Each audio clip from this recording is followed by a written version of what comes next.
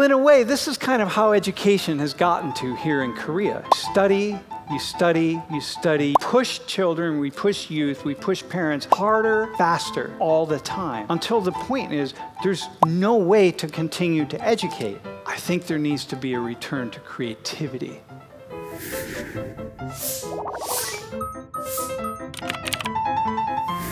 안녕하세요. Thank you for inviting me to speak today. And I am honored. Of all of the conferences to which I might be invited here in Korea, this is one that feels, for me, the greatest honor. So thank you very much for the invitation. Yeah. The first question that, as an outsider, I have these two photos here. And I think about K-content as a person who studies the entire planet. And I first became interested in Korea in the middle 1980s at the University of Toledo when a Korean colleague of mine started talking about his country and invited me to his house and served me some food. And I said, this is a really fascinating culture. But I was a student of Latin America and of Africa, and then later the Middle East. And so I spent many years traveling around to all of these other areas until 10 years ago, I finally landed back in Korea for a much more serious study. And the photo on the left is a young Egyptian woman who, with her husband and child, who makes hanbok because she's so fascinated by Korea. And so my question becomes, what is it in her, what is it about Korea that would make her want to make her own hanbok? And on the left is a graduate student of mine, and she's from Afghanistan. And she traveled to Pakistan. And while she was in Pakistan, people thought that she was Korean, and she felt like a celebrity among the Pakistanis because they thought she was Korean. And what is it that makes her feel like a celebrity because people treat her as a celebrity, as someone who's Korean? And then how is it that in Zimbabwe, people could offer Korean language classes in Zimbabwe? What brings people in this country to want to learn Korean in countries all over the world? And so these are the questions that for me as a sociologist, I can't get away from, and I continue to be fascinated by Korean culture in a way that I've never been fascinated by any other cultures. Now, one of the problems is that people are asking me all the time, what is it about Korea? And as a student of cultures all over the world for the past 40 years, one might imagine that I would have an answer to this question. But I don't. And the best I can say is that the most interesting things in the world are the ones that we can't understand. So I'm not going to pretend that I understand and I have an answer to the question, but I have three things that I want to talk about. Four, actually. The first one is that what people see of Korean culture is not politicized. There are lots of politics here in Korea, as I know quite well, but the way Korea is portrayed in the world through media, through K-film and K-drama and K-music and K-pop, the themes are not highly political, at least how we understand them from the other side of the world. And I think that is an essential component. But there are three other things. And the first one is comportment. And I spoke with the translators about this word. It's a very complex word, even in English. It's the way of holding oneself, one's stature in the world, how we present ourselves to others. And there is something unique about East Asian comportment, but in particular Korean comportment. This reserved and respectful. And that is what other people see, and people are drawn to this. And it matters. When I think of the Korean wave, when I think of Hallyu, when I think of all of the cultural content, this is the essential component. And the second is how Koreans, how you deal with sexuality. And deal with it in a way that is modest and self-respecting compared to countries around the world, certainly compared to the West. And this is appealing to people. Just as the comportment of reserved dignity, self-respect, so is the way in which sexuality is addressed. So I'm answering the question, what is it about Korea, which is the single question that everybody asks me? And I say, first, themes are not politicized, okay? But second, the comportment of Korean people. Third, sexuality is not, in English we have a term, in your face. It's not open. It's very reserved, very respectful. And the third is violence. When we see violence in Korean media and drama and film, it's often very surreal. You know, if you could imagine Hollywood making Squid Game or making the drama series Hellbound, or Crash Landing on You. I think of all the violence in Crash Landing on You, but I didn't see any of it. And it's surreal. Squid Game is surreal violence. And one of the reasons I think that took off in the world is because we didn't see the violence. And the reason this is important is because, and now I speak as a sociologist, human beings around the world are very traditional. Human beings, the vast majority of human beings, are very modest.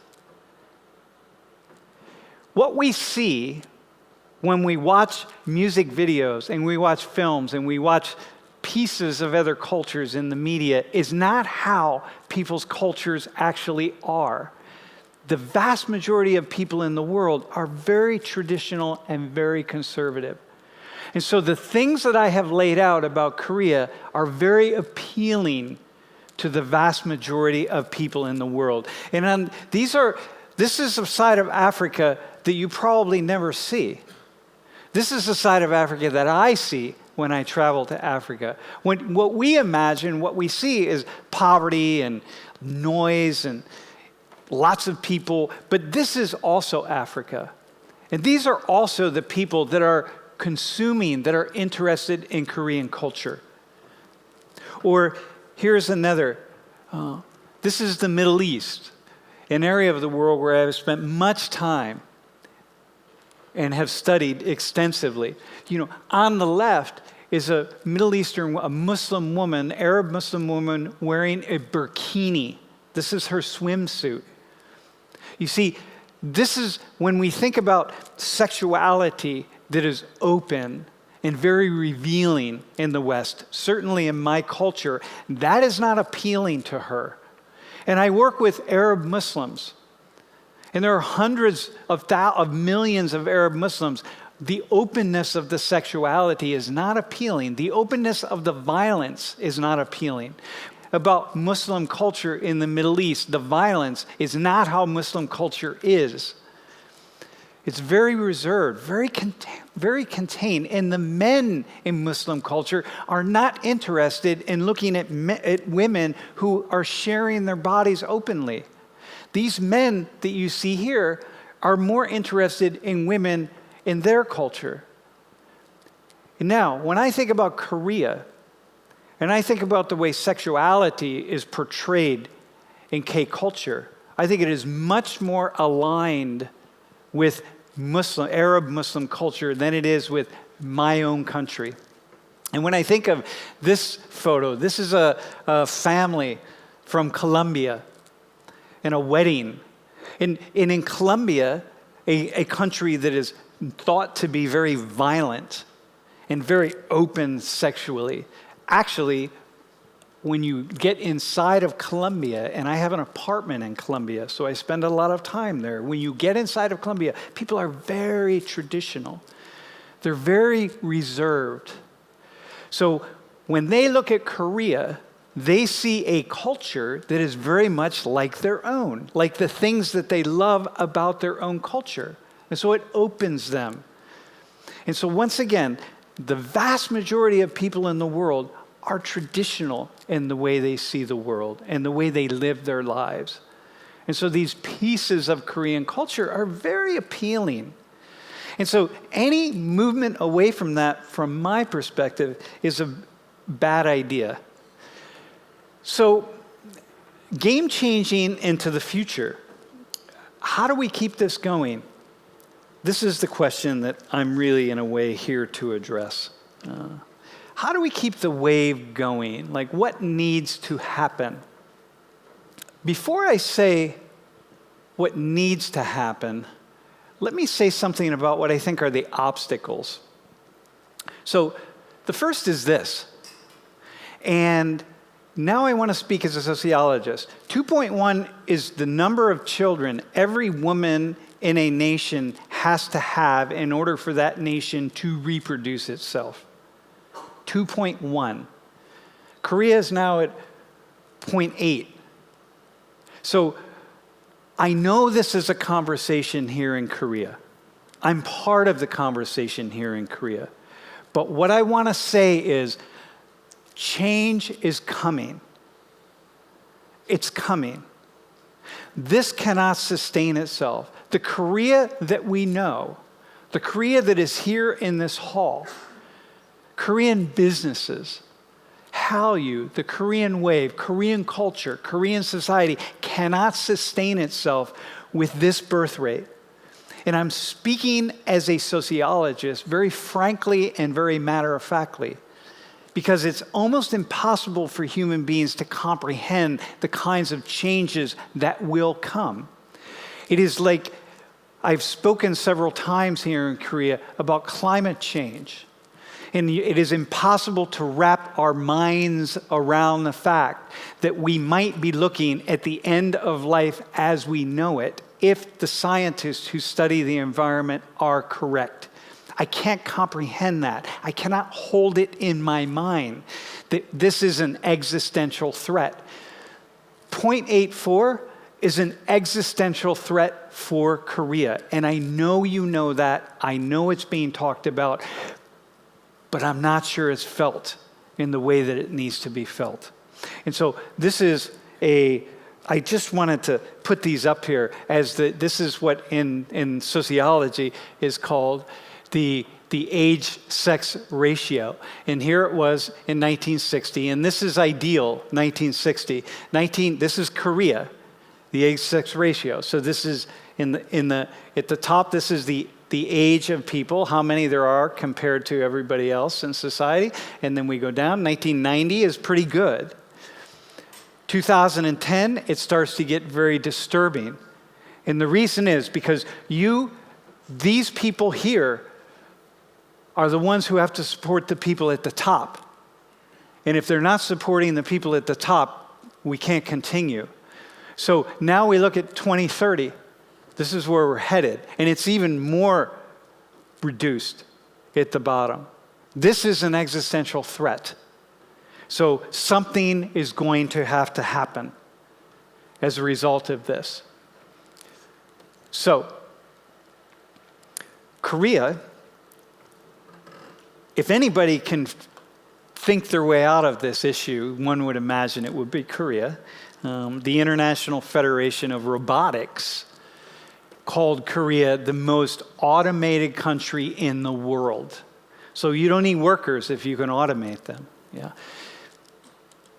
But I'm not sure at that birth rate that I just proposed, that I just showed, I'm not sure that all the robotics in the world are going to get Korea to the place where Korea needs to go. 83%. That's the number of 5-year-olds in Korea who are involved in hagwons in some way.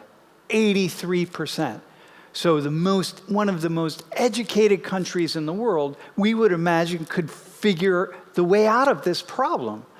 In order to keep this wave moving, to keep the wave crashing onto the shores all over the world. Okay. So one of the issues here, Koreans being competitive. And I would like to say something about this because I think it matters. One of the things that really draws me to Korea is the advanced level of education. And one of the things that draws other people around the world to Korea is the advanced level of education. And I think there's a way that Koreans probably know more about how to educate youth than just about any country in the world. Look, the mere fact that a society such as Korea could convince parents and children to spend as much time as they do educating themselves after school hours in order to be the best that they can be is just about a minor miracle. That just is not happening throughout most of the world. But you have figured it out.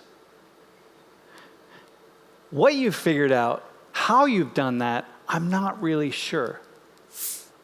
But you have figured it out. And it's mystical and magical at some level. And in particular, the idea that by and large, Koreans are not competitive with other Koreans. I mean, you are, of course, because this is the nature of it, right? But you have figured out how to educate yourselves by being your children, by having them be competitive with themselves.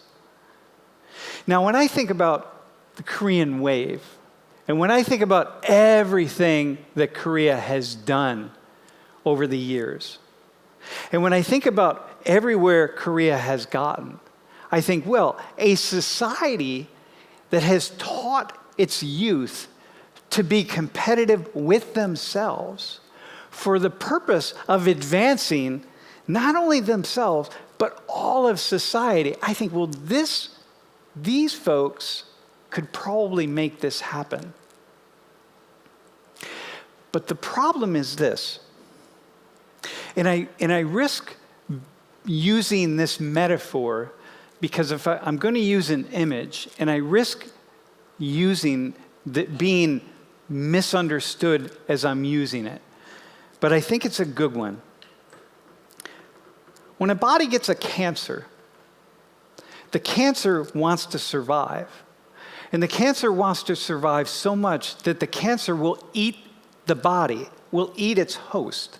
The cancer needs the body in order to survive. And once it finishes eating the body, the cancer itself dies. Okay? Well, in a way, this is kind of how education has gotten to here in Korea. You study, you study, you study, you keep studying. We push children, we push youth, we push parents harder and faster all the time until the point is there's no way to continue to educate. There's no further to go. But yet it continues to go in that direction. It just continues. More, higher, faster, better. Start at 5 years old going to Hagwon. Start at 3 years old. And not to create, to develop creative spirit, but to be the best that you can be, to memorize more, to get more on the exams, to make more happen, to get a higher score, to go to the university where we think it will matter for your future. And what I think, as someone who is studying the world in the way that I am studying the world, is I think there needs to be a return to creativity. Being better, being the best, may well need to be translated into being the most creative and being the most innovative. And it may be being the most happy with oneself and not being the most stressed. And when I think about the Korean wave and I think about all the creativity that has gone into all of the pieces of K-culture, K-drama, K-film, K-pop, K-music, K-technology, right? K-cosmetics, K-fashion, K-robotics, K-everything that is Korea, right? This was built on Koreans being just the best that they could possibly be, being so incredibly educated,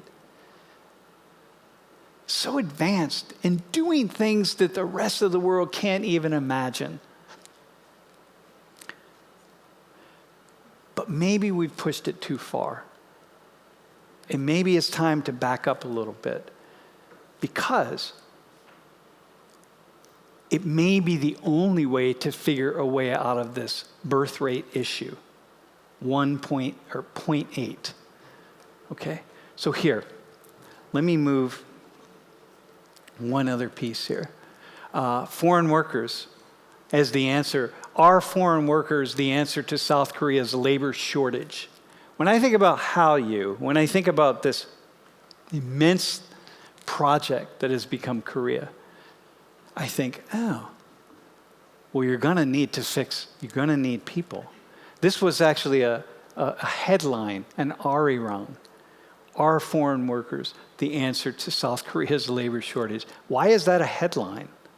Why would anybody be asking that question? That's not a headline to me. That's a given.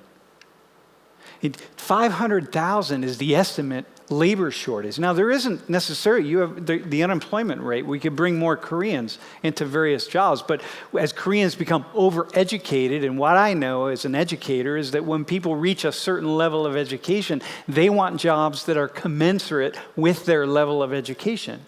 So to take other jobs that are open is not going to be appealing to them.